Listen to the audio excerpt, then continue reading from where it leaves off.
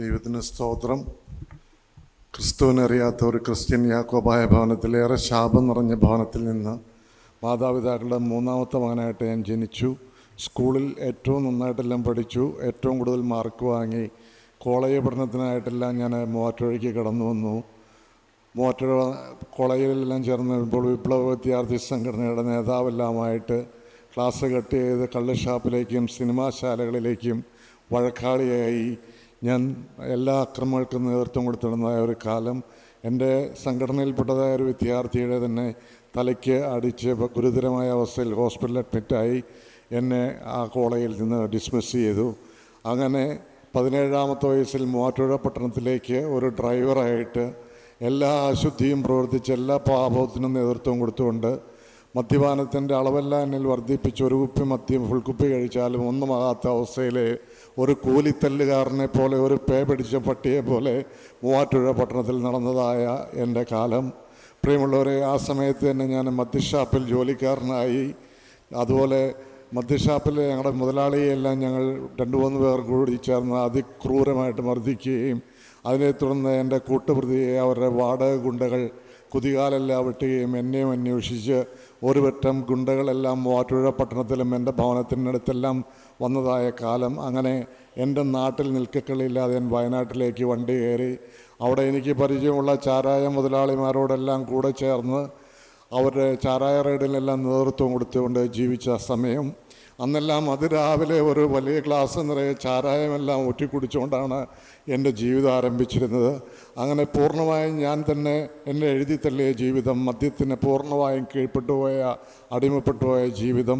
95-ൽ ഈ ചാരായമെല്ലാം നിർത്തലാക്കിയപ്പോൾ ഞാൻ എൻ്റെ ദേശത്തേക്ക് കടന്നു വന്നു. വിവാഹം കഴിച്ചാൽ നന്നാവുമെന്നെല്ലാം കരുതി വീട്ടുകാർ വിവാഹം ആലോചിച്ചു. എൻ്റെ വിവാഹത്തിനും പ്രത്യേകതകളുണ്ടായിരുന്നു. എൻ്റെ വിവാഹത്തിൻ്റെ തലേദിവസം ഞാൻ എൻ്റെ സുഹൃത്തുക്കളായ മദ്യപാനികൾക്ക് ഈ മദ്യമെല്ലാം ഊറ്റിക്കൊടുക്കുന്നതോടൊപ്പം ഞാനും ഒരു ഫുൾ കുപ്പി മദ്യത്തോളെല്ലാം കഴിച്ച് ഒട്ടും ഉറങ്ങാതെയാണ് ആ വിവാഹമെന്ന വിശുദ്ധ കൂദാശയിൽ ഞാൻ പങ്കെടുത്തത്. നീണ്ട 7.5 വർഷക്കാലവും എൻ്റെ ഭാര്യയ്ക്കോ, എനിക്ക് 2 കുഞ്ഞുങ്ങളുണ്ടായി, കുഞ്ഞുങ്ങൾക്കോ ഞാൻ ഒരൊറ്റ സമാധാനം കൊടുത്തില്ല. ഞാൻ വീട്ടിൽ നിന്നിറങ്ങി പാതിരാത്രി എല്ലാം കടന്നു വരുന്നതും കാത്ത് പ്രാർത്ഥനയോടുകൂടി ഇരിക്കുന്ന എൻ്റെ ഭാര്യയും എൻ്റെ അപ്പനും അമ്മയും. കാരണം പുതിയ പ്രശ്നങ്ങളായിട്ടാണ് ഞാൻ എന്നും കടന്നു വരാറ്. എൻ്റെ വിവാഹ സമയത്ത് 4 ക്രിമിനൽ കേസിൽ ഞാൻ മൂവാറ്റുപുഴ ഫസ്റ്റ് ക്ലാസ് മജിസ്ട്രേറ്റ് കോടതിയിൽ പ്രതിയായിരുന്നു. അത്രയേറെ വലഞ്ഞുപോയ ജീവിതം. ഞാൻ 2 വട്ടം ആ സമയത്ത് ആത്മഹത്യയ്ക്ക് ശ്രമിച്ചു. ഒരു വട്ടം കൊടുത്തിരുന്നതായ മുണ്ട് ഫാനിൽ കെട്ടി തൂങ്ങി ആത്മഹത്യയ്ക്ക് ശ്രമിച്ചു. എന്തിനെന്ന് എനിക്കറിയില്ല. ഒരു ദിവസം മൂവാറ്റുപുഴ പട്ടണത്തിലെ ലോഡ്ജിൽ മുറിയെടുത്തെല്ലാം കൈയുടെ ഞരമ്പെല്ലാം മുറിച്ച് ആത്മഹത്യ ചെയ്യാൻ ശ്രമിച്ചു. അങ്ങനെ 2 വട്ടം ആത്മഹത്യയ്ക്ക് ശ്രമിച്ച് തല കുമ്പിട്ടവനായി, എൻ്റെ എല്ലാ രീതിയിലും ജീവിതം എഴുതി തള്ളിയവനായി, നാട്ടുകാർക്കും വീട്ടുകാർക്കും ഒരു ഭാരമായിരുന്ന സമയത്ത് ഒരു സത്യവചനം ഘോഷിക്കുന്നതായ കൂട്ടായ്മയിൽ ചെന്ന് പരിശുദ്ധാത്മാവിൻ്റെ ശബ്ദം കേൾക്കുവാനും എൻ്റെ ജീവിതം കർത്താവിന് സമർപ്പിക്കുവാനും എനിക്കൊരു ഭാഗ്യം കിട്ടി. ഞാൻ മടങ്ങി വന്ന് എൻ്റെ ഭവനത്തിൽ പായിട്ട് ഞാനും എൻ്റെ മാതാപിതാക്കളും എൻ്റെ ഭാര്യയും എൻ്റെ കുഞ്ഞുങ്ങളും ഞങ്ങൾ ഒരു മനസ്സോടുകൂടി മുട്ടുമടക്കി പ്രാർത്ഥിക്കുവാനും സ്തുതിക്കുവാനും തുടങ്ങി. അതുവരെ എൻ്റെ ഭവനത്തിൽ നിന്ന് തെറിയും അട്ടഹാസങ്ങളുമാണ് ഉയർന്നിരുന്നതെങ്കിൽ അന്ന് മുതൽ എൻ്റെ കുടുംബത്തിൽ പ്രാർത്ഥനയുണ്ടായി, സ്തുതി ഉയരുവാൻ തുടങ്ങി. ആ സ്തുതികളിൽ ഇറങ്ങി വരുന്ന ദൈവസ്നേഹം അനുഭവിക്കുവാനും ദൈവമാദ്യ ലഹരിയിൽ ദൈവത്തിൻ്റെ വേല ചെയ്യണമെന്നുള്ള ആഗ്രഹത്തോടു കൂടി ഈ കേരളത്തിൽ അങ്ങോളം ഇങ്ങോളം എൻ്റെ കർത്താവിൻ്റെ സാക്ഷിയായെല്ലാം ഞാൻ ഓടി. എൻ്റെ കടഭാരങ്ങൾ മാറിയത് ഞാൻ അറിഞ്ഞില്ല. എൻ്റെ ജോലി കാര്യങ്ങളെല്ലാം കർത്താവ് ഏറ്റെടുത്ത് എനിക്കും എൻ്റെ ഭാര്യയ്ക്കും മൂവാറ്റുപുഴ ഡെൻകെയറിലെല്ലാം ജോലി കിട്ടി. എൻ്റെ സമ്പത്ത് വർദ്ധിച്ചു. വലിയ വീടും വലിയ വാഹനങ്ങളെല്ലാം എനിക്കുണ്ടായി. പ്രിയമുള്ളവരെ, എന്നാൽ എൻ്റെ ജീവിതം ലോകത്തിലേക്ക് പയ്യെ വഴിമാറിപ്പോയി. ദ്രവ്യാഗ്രഹമെല്ലാം എൻ്റെ ജീവിതത്തിലേക്ക് കടന്നു വന്നു. ഞാൻ ആഗ്രഹിച്ചതും നേടിയതുമായ എല്ലാം ചീട്ടുകൊട്ടാരം പോലെ തകരുന്നത് ഞാൻ കണ്ടു. വീണ്ടും കോവിഡിൻ്റെ സമയത്തെല്ലാം നിരാശ ബാധിച്ച് എല്ലാം നഷ്ടപ്പെട്ടവനായി വീണ്ടും വിട്ടുപോയതായ ആത്മഹത്യാ പ്രവണതയെല്ലാം വന്ന് എങ്ങനെയും ഈ ലോകത്ത് നിന്ന് മാറ്റപ്പെടണമെന്ന് ഒറ്റ ചിന്തയിൽ ആത്മഹത്യ ചെയ്യാൻ ഉറച്ചിരിക്കുന്നതായ സമയത്ത് എനിക്ക് മാരകമായ ഒരു കരൾ രോഗം ബാധിച്ചു. പ്രിയമുള്ളവരെ, ഞാൻ കൂട്ടായ്മയ്ക്കൊന്നും ആ സമയത്ത് പോകുന്നില്ല. അതെല്ലാം നല്ലതാണ്, എനിക്ക് ലോകത്തിലേക്ക് പോകാമല്ലോ എന്നാലും ചിന്തിച്ചിരുന്ന സമയത്ത് ഈ ഗുരുതര രോഗം ബാധിച്ച് ഹോസ്പിറ്റലായപ്പോൾ ഈ പ്രിയപ്പെട്ട ദൈവമക്കൾ എന്നെ ഹോസ്പിറ്റലിലെല്ലാം അഡ്മിറ്റ് ചെയ്തു. പല പല ഹോസ്പിറ്റലുകളിൽ നിന്ന് എല്ലാവരും നേരെ വെളുപ്പിക്കില്ല എന്നെല്ലാം വിധി എഴുതി. വൈദ്യശാസ്ത്രത്തിൻ്റെ ആ വിധി പ്രകാരം എറണാകുളത്ത് ആസ്റ്റർ മെഡ് സിറ്റിയിലെല്ലാം അഡ്മിറ്റ് ചെയ്തപ്പോൾ അവിടുത്തെയും ഡോക്ടർമാർ പറഞ്ഞു നേരം വെളുപ്പിക്കാൻ സാധ്യതയില്ല എന്ന്. കോമാവസ്ഥയിൽ അബോധാവസ്ഥയിൽ കിടന്ന എന്നെയും എഴുന്നേൽപ്പിച്ച, അന്ന് നിത്യനരകത്തിന് അവകാശിയായി ലോകത്തുനിന്ന് മാറ്റപ്പെട്ടിട്ടിരുന്ന എൻ്റെ ജീവിതം ഇന്ന് ഈ വിശുദ്ധിയുടെ രംഗത്ത് ചേർന്ന് നിൽക്കുവാൻ തക്കവണ്ണം എനിക്ക് ആയുസ് നീട്ടിത്തന്ന നല്ലവനായ കർത്താവായ യേശു ക്രിസ്തു ഇന്നും ജീവിക്കുന്നു. അതാണ് എൻ്റെ സാക്ഷ്യം. പ്രിയമുള്ളവരെ, ആ കർത്താവ് എനിക്ക് യാഥാർത്ഥ്യമാണ്.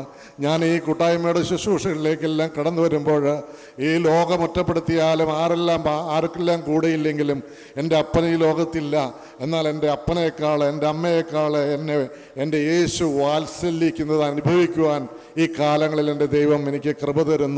അത് എൻ്റെ പാപങ്ങൾക്ക് വേണ്ടി ക്രൂശിൽ യാഗമായി തീർന്ന ആ കർത്താവിൻ്റെ തിരുവിലാവിലേക്ക് നോക്കി പ്രാർത്ഥിക്കുവാനും ആ തിരുരക്തത്തിൻ്റെ തളിപ്പ് എൻ്റെ ശരീരത്തിൽ അനുഭവിപ്പാനും രോഗമുള്ള ഭാഗത്തെല്ലാം എൻ്റെ കർത്താവിൻ്റെ സ്നേഹം വ്യാപരിക്കുന്നതും എന്നെ വഴി നടത്തുന്നതും ഞാൻ അനുഭവിക്കുന്നു. പ്രിയമുള്ളവരെ, തുടർന്നും എനിക്ക് ശാരീരികമായ പല പ്രശ്നങ്ങളുണ്ടായി, രോഗങ്ങളുണ്ടായി.